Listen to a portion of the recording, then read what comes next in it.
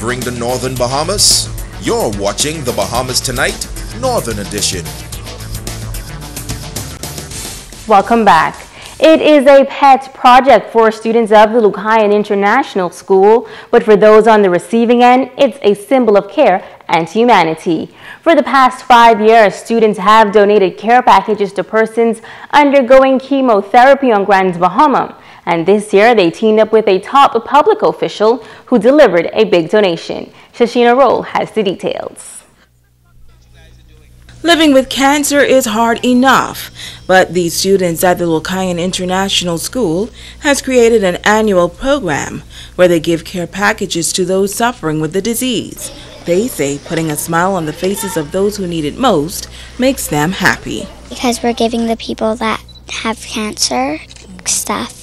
Some people who have cancers, we are going to donate some of our books from our house to donate to them at the hospitals. There are some people that they really need things to cheer them up because they're in really bad pain and all of that, and maybe if we give them these things, they'll cheer up. I feel really happy about we're giving them stuff so they'll be happy and cheerful.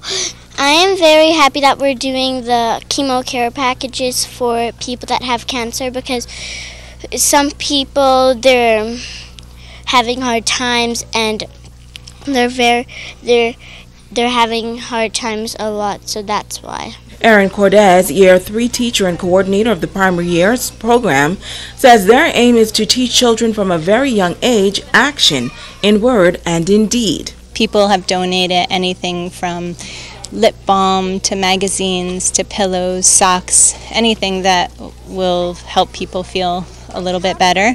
And so we do this initiative for October, Breast Cancer Awareness Month. We also do a cut-a-thon where people donate their hair for wigs for kids who are undergoing chemotherapy or another disease. Cordes says it is all about paying it forward, and this time around, President of the Senate, K. Forbes Smith, stepped up to the plate and assisted the students with this initiative by donating several items. You have wristbands, you have little shorts, you have a lot of slippers, you have socks, towels, bags, those kinds of things. And as Mrs. Cordes says, you know, when someone just gets a care package and they're feeling not so good, I think people just are just grateful. And it's the small things, I think, that affect people and make people feel different. The headmaster of the school says he is grateful for the help. So thankful that President K. Forbes Smith came over today and made this generous donation. I know Ms. Cordes works very hard to get people to donate, and to have such a large and generous donation is going to go a long way to make these people feel better. Shashina Roll, ZNS Network News.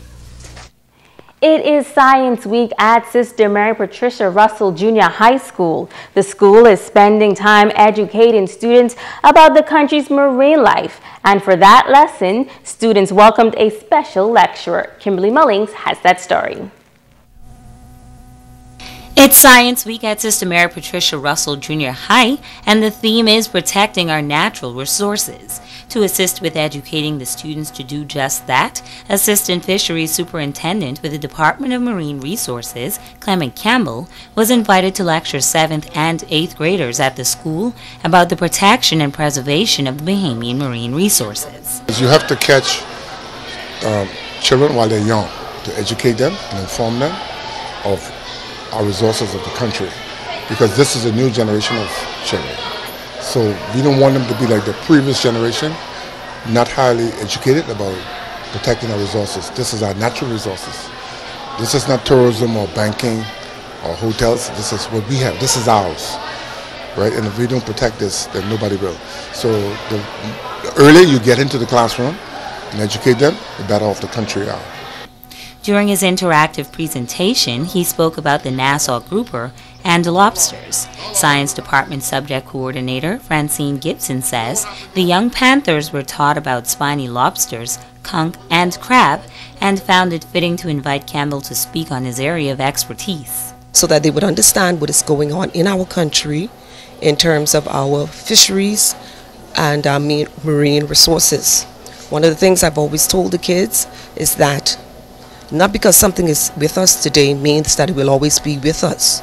So we have to protect what we have and look at ways to conserve and protect our natural resources. Gibson noting that Science Week also features a poster board competition in the school's foyer in an effort to raise awareness about protecting the Bahamas' natural resources. Our students have put a lot of work into their posters. They are well presented and well put together. They're very creative. They've spent a lot of time in putting the information together. We had some judges come in and judge them.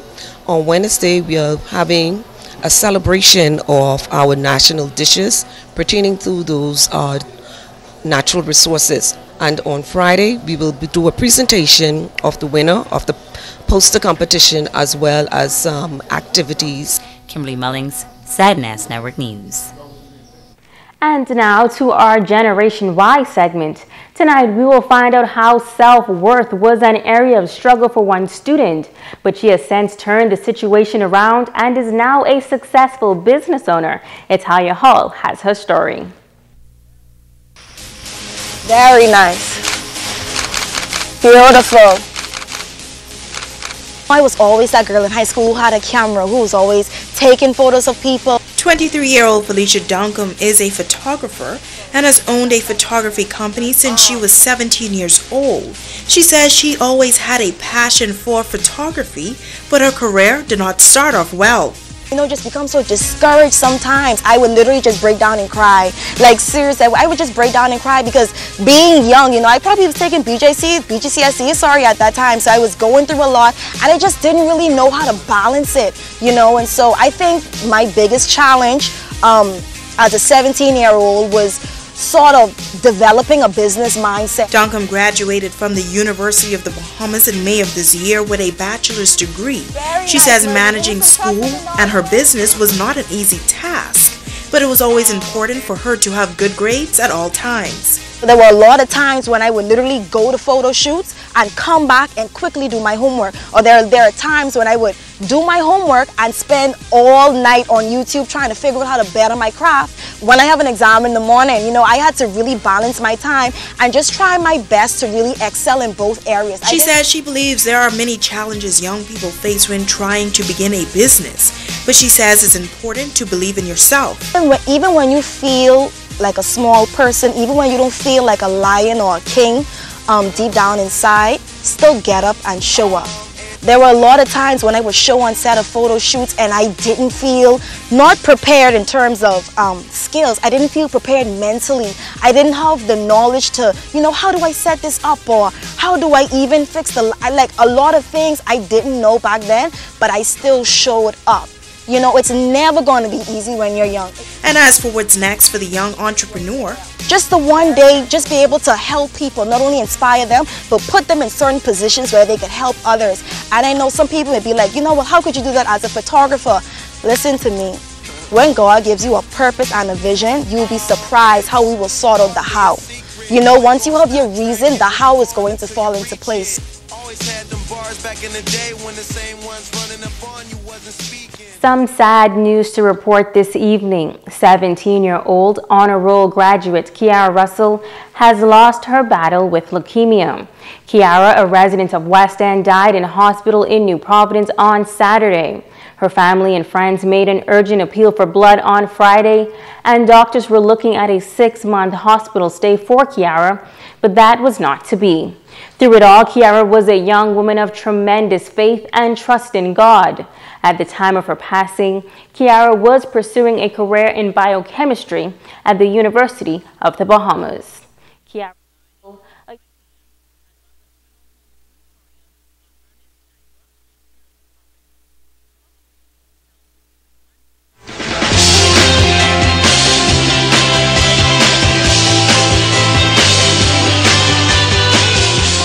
Welcome. KMB from Freeport asked, will taking birth control pills for a long time affect me having a baby? Hi, and thanks for your interesting question. Many women have the misconception that when they go off the pill, that is somehow it washes out of their system before they get pregnant. This is not necessarily true. In fact, there have been lots of babies who were conceived when their mothers were on the pill. and numerous studies have shown that there's absolutely no increased risk of birth defects for those babies. Whether your fertility goes back to what it was before you were on birth control depends on several factors that have nothing to do with being on the pill itself. For example, you may be a lot older now than when you started the birth control pills. And as you may know, a woman's fertility starts to decline in her early 30s, with the decline speeding up after age 35. There are also numerous health and lifestyle issues that affect fertility. The good news is, with some exceptions, after you stop using birth control pills, your fertility should, for the most part, go back to what it's destined to be. If you have similar questions on women health issues, please email askdrbahamas@gmail.com. I'm Dr. Monique Pratt, and this has been Ask the Doctor.